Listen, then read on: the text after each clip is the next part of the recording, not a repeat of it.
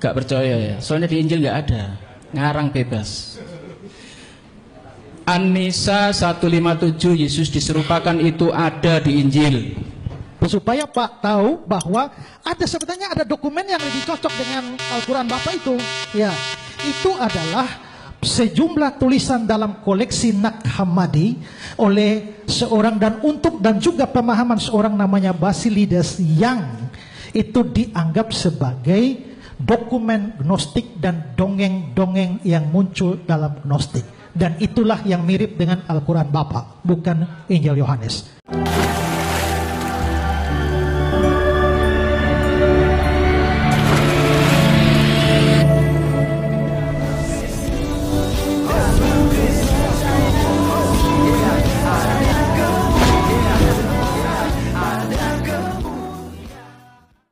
Bismil Abi wal Ibni wal Ruhil Kudus Illahu Wahid.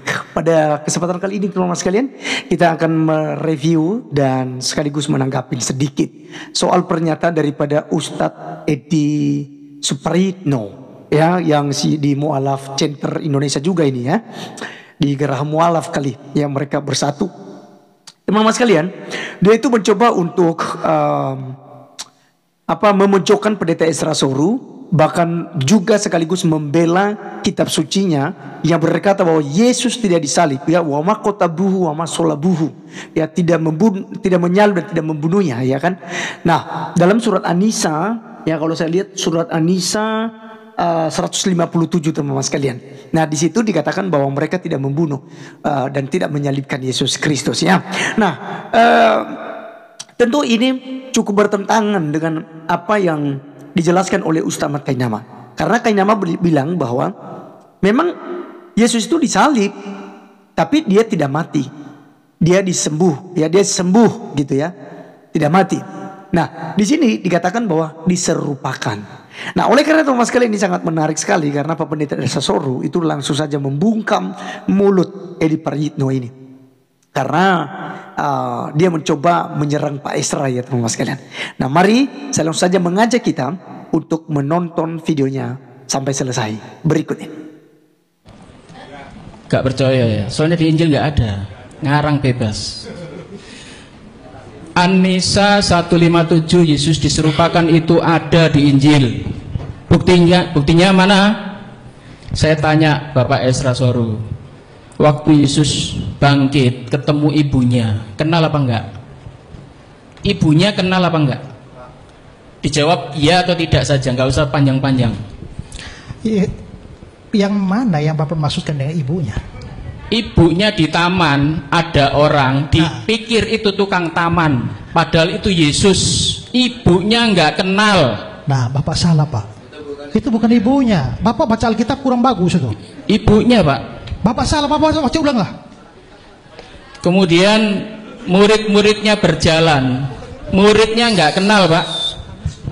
Coba buka di Yohanes berapa, Pak? Coba buka, Pak. Dipanggil ibu itu, Pak. Sampai kok ngomong gak ibu itu.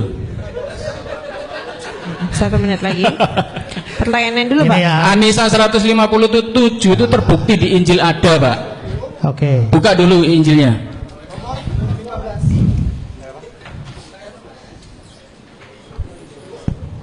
Silakan buktikan. Yohanes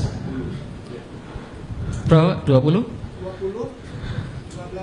Ya. 20:15.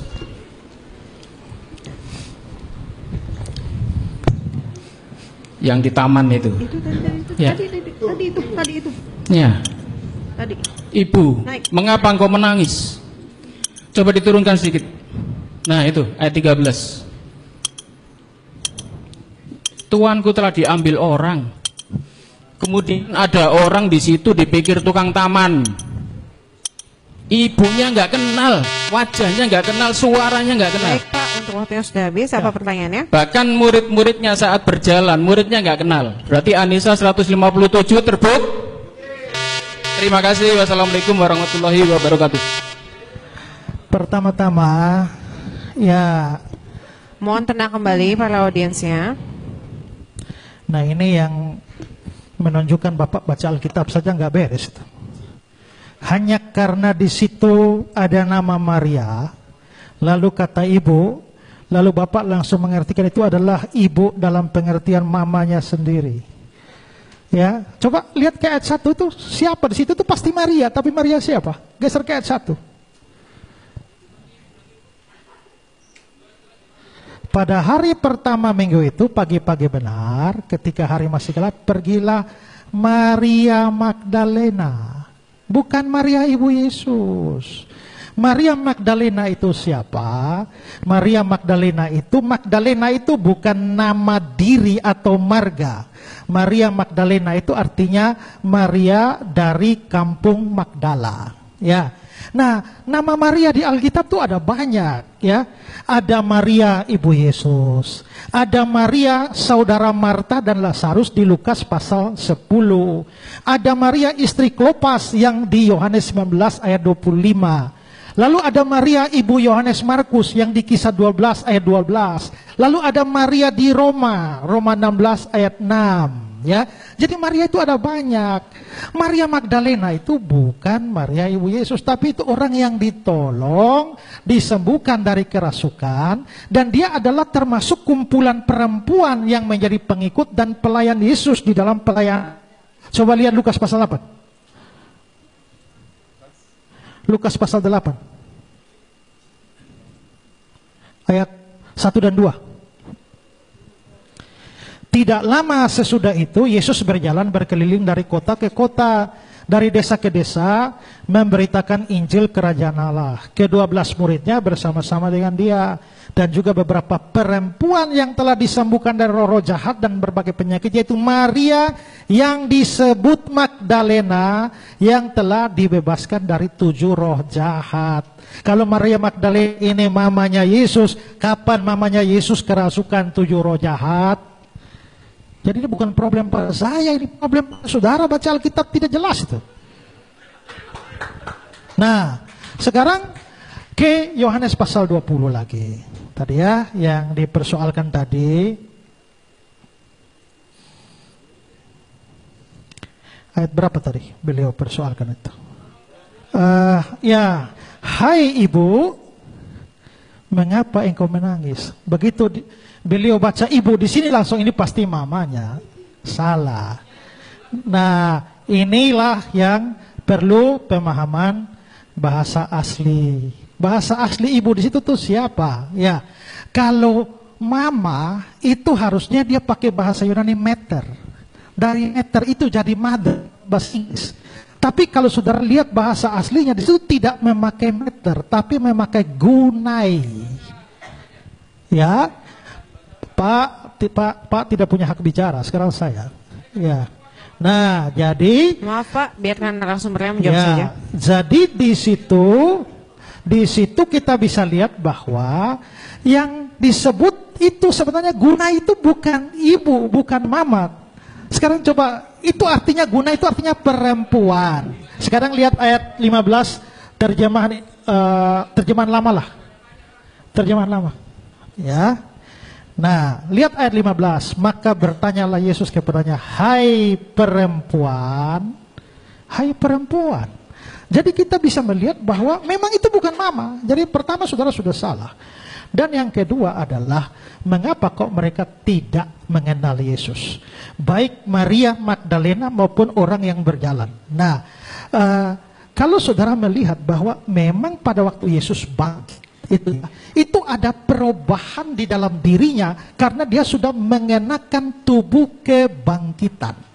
Ya, itu tubuh kebangkitan, makanya di dalam bagian yang lain dikatakan bahwa dia menampakkan diri dalam rupa yang lain. Karena itu memang ada pemuliaan lebih lanjut. Yesus itu dia mengenakan tubuh manusia, darah dan daging. Tapi pada waktu dia dibangkitkan, sekarang coba lihat Pak Filipi pasal 3. Tetapi tanah air kita ada di surga, dan dari sana kita juga menantikan juru selamat, yaitu Tuhan Yesus Kristus, yang akan mengubahkan rupa tubuh kita yang hina ini menjadi serupa dengan tubuhnya yang mulia. Jadi memang ada perubahan atau pemuliaan lebih lanjut kepada tubuh Yesus setelah bangkit. Karena itu kalau dia sedikit untuk sementara waktu tidak dikenali, itu hal yang wajar. Tapi poinnya tetap ada. Karena apa? Karena Bapak boleh pertanyakan, kok kenapa Maria Magdalena tidak mengenal? Tapi coba baca cerita sebelumnya dan sesudahnya. Bukankah itu tetap berbicara soal kematian dan kebangkitan? Karena itu sebenarnya penyamaan Al-Quran dengan fakta ini itu sangat tidak cocok, Pak. Supaya Pak tahu bahwa sebenarnya ada dokumen yang lebih cocok dengan Al-Quran Bapak itu. Ya, itu adalah sejumlah tulisan dalam koleksi Nag Hammadi oleh seorang dan juga pemahaman seorang namanya Basilides yang itu dianggap sebagai dokumen gnostik dan dongeng-dongeng yang muncul dalam gnostik. Dan itulah yang mirip dengan Al-Quran Bapak, bukan Injil Yohanes.